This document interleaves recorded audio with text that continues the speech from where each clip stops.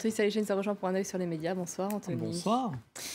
En Inde, la capitale ouvre un nouveau front dans sa bataille contre la pollution atmosphérique et ce à travers les réseaux sociaux. Oui, les autorités comptent utiliser Facebook, Twitter ou encore WhatsApp pour que les habitants rapportent les infractions qu'ils ont pu constater. Une sorte de vigilance citoyenne donc pour reporter les feux de déchets sauvages, des constructions aussi sans contrôle ou même des abandons de déchets sans limite. Alors cette initiative a été saluée par exemple par cet internaute qui se réjouissait de voir que les réseaux sociaux n'étaient pas uniquement bons à distiller de la haine et à encourager de la violence. Intéressant, nous disait cet hôte, mais cela ne remplace pas les mesures et les règles efficaces. Car d'ici le 1er novembre, si la situation ne s'améliore pas, eh bien, les véhicules privés les plus polluants seront interdits de pénétrer dans la capitale Delhi. C'est ce que faisait savoir cet article de journal. Et puis, il y a eu d'autres mesures qui peuvent paraître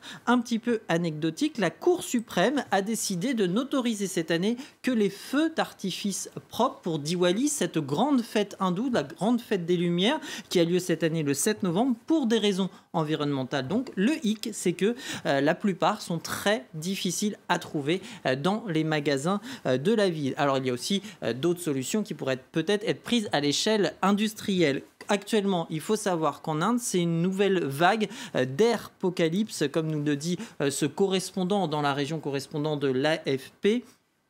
Puisque on s'en rappelle, l'an dernier à la même époque, c'était l'un des pires épisodes de pollution enregistrés dans la ville. Et aujourd'hui, à midi, eh bien, il faut savoir que c'était le pire taux de pollution de la saison, 410 microgrammes par mètre cube d'air de particules fines, là où l'OMS recommande de ne pas dépasser 25 en moyenne journalière. On est actuellement à 262. Il faut savoir enfin que l'Inde abrite une dizaine de villes les plus polluées au monde et que l'Inde est le 3e pollueur de la planète. Il faudrait voir ce qui se passe aussi à Paris, parce qu'on tousse beaucoup aussi quand on marche en Paris.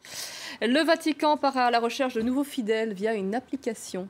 Oui, Follow JC Go, comprenez, suivez Jésus-Christ Go, la version religieuse de Pokémon Go, lancée mi-octobre par la fondation Ramon Pané. Des ingénieurs, des théologiens, des historiens de l'Église, experts bibliques, bref, ils ont passé près de 32 000 heures en 2 ans, plus de 2 ans même. Une certaine surprise pour cet internaute, par exemple, qui nous disait non, ce n'est pas une blague, elle s'étonnait tout de même, tout comme le Business Insider qui titrait ainsi, aussi incroyable que cela puisse paraître. Alors, pas de Pikachu ou de Salamèche, mais des saints à capturer, oui.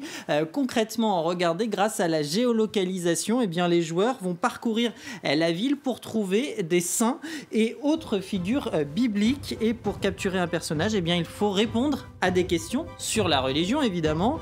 Vous constituez ensuite une équipe d'évangélisation et pour être en bonne santé, eh bien, il faut collecter de la nourriture et de l'eau bénite. Le joueur est aussi incité à faire des pauses prières dans cette application, à se rendre dans les églises, dans les hôpitaux et à faire des dons. Un savant mélange donc de technologie et d'évangélisation, un mélange qui a séduit le pape, et oui, à en croire en tout cas cette interview accordé par le directeur de la fondation au site d'information de la publication, le site d'information catholique Crux.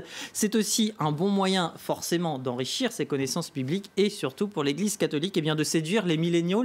On le sait, très souvent accrochés à leur smartphone. On se souvient que le pape avait créé il y a 6 ans son compte Twitter pontifex.fr. L'application a été pensée pour les prochaines JMJ en janvier 2019. Elle n'existe pour l'heure qu'en espagnol, mais devrait se développer dans plusieurs langues prochainement. Quand le divertissement s'invite absolument partout. En France, après avoir dansé en plein Paris, un jeune homme de 22 ans est devenu une star sur les réseaux sociaux. Oui, sur Instagram plus précisément. Salif, la source, a désormais plus de 900 000 abonnés. Ce danseur de rue a vu sa notoriété grimper en flèche grâce à cette vidéo. Regardez, un moonwalk presque digne de Michael Jackson, réalisé à Beaubourg, ce quartier au centre de Paris. 5 millions de vues sur le réseau social en 5 jours, aidé, et ce n'est pas rien, par le basketteur LeBron James et l'acteur Dwayne Johnson qui ont posté la vidéo sur leur compte respectifs. Je reste assez admiratif, je dois reconnaître. Alors, ils revendiquent pour influence le King of Pop, bien sûr, mais également le mime Marceau, Fred Astaire ou encore James Brown. Il a commencé à danser à l'âge de 3 ans et il a confié à nos confrères du Parisien avoir hésité à publier la vidéo parce qu'il la trouvait trop simple. Perfectionniste donc, et humble aussi, puisqu'il a remercié sur Instagram tous ceux qui avaient partagé sa vidéo en précisant que c'était le début d'une grande aventure. Ah, certainement, on imagine que Madonna va l'appeler. Merci beaucoup Anthony pour votre chronique. Vous restez avec nous à Paris Direct, d'autres informations dans quelques minutes.